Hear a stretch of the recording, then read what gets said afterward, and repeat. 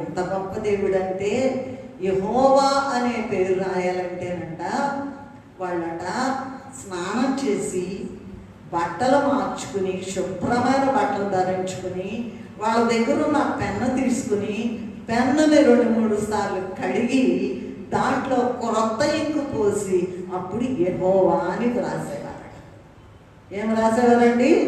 ఎట్లా పడితే అట్లా రాయడానికి యెహోవా నామము కుదరదండి. పరిశుద్ధుడు ఆయన, అగ్ని వంటి దేవుడు ఆయన, మొత్తం కూడా మహిమ తిరుగుతూ ఉంటుందట. మరి ధవళ సింహాసనం దగ్గర అలాగూ రాసేవారు.